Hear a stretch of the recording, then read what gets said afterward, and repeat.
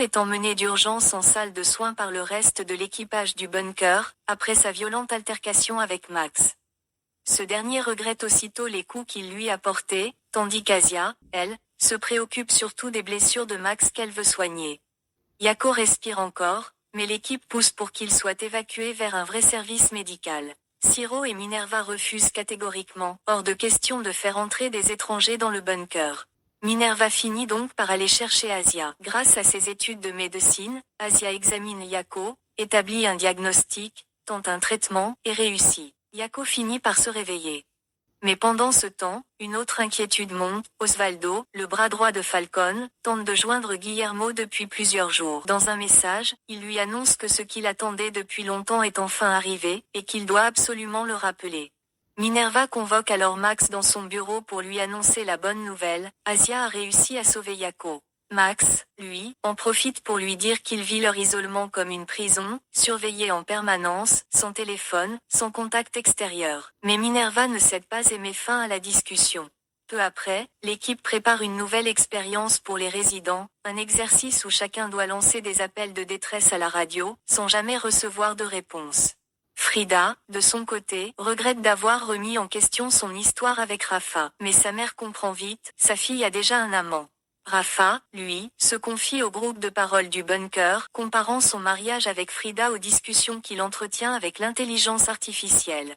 De son côté, Guillermo réalise que, malgré sa fortune, il ne compte que cet ami à l'extérieur. Il considère Rafa comme son seul véritable ami, admirant son courage d'avoir témoigné contre son propre fils, Max, après l'accident d'Anne. Pendant ce temps, la mère de Frida prétend avoir capté un signal radio, une invention pure, car les appareils ne sont même pas connectés à une antenne. Rafa surprend Guillermo en train de flirter avec un membre de l'équipage, ce qui le blesse profondément. Il se compare alors à Mimi dans sa relation avec Frida. Guillermo demande ensuite à Ingrid, une employée, d'organiser une soirée, sous prétexte de remonter le moral de Rafa. La mère de Frida confie à Mimi qu'elle pense que Guillermo s'est enfin assagi, et Mimi lui raconte leur rencontre, à l'époque où elle était mannequin.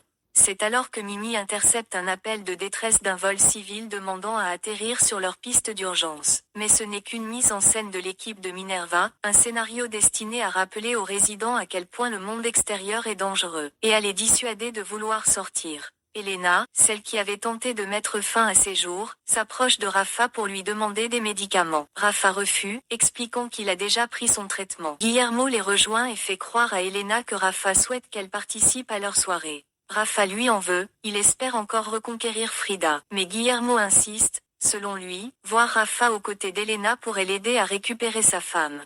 De son côté, Asia continue de soigner Max. Pendant les soins, il se remémore un voyage avec Anne, une proximité qui trouble Asia, au point qu'elle préfère s'éloigner de lui.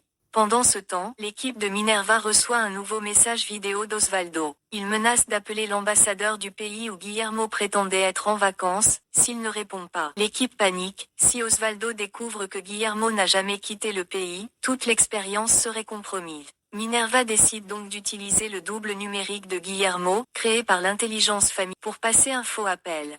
Osvaldo parle alors d'un homme d'affaires mexicain, celui à la tête d'une entreprise que Guillermo veut acheter depuis des années, qui serait enfin prêt à vendre. Il insiste pour que Guillermo le rejoigne afin de conclure l'affaire. Mais l'équipe détourne la conversation. Le faux Guillermo parle de ses difficultés conjugales avec Mimi, et de son intention de donner toute sa fortune à des œuvres caritatives pour pousser Osvaldo à conclure seul le deal. Sauf qu'Osvaldo mentionne alors un troisième homme impliqué dans la transaction, inconnu de l'équipe. Minerva coupe immédiatement la communication pour éviter d'être démasquée. Asia, de son côté, prétend s'être éloignée à cause de la douleur que Max a infligée à sa famille avec l'accident d'Anne. Mais en réalité, elle tombe peu à peu amoureuse de lui. Alors, penses-tu qu'elle réussira à cacher longtemps ses véritables sentiments ?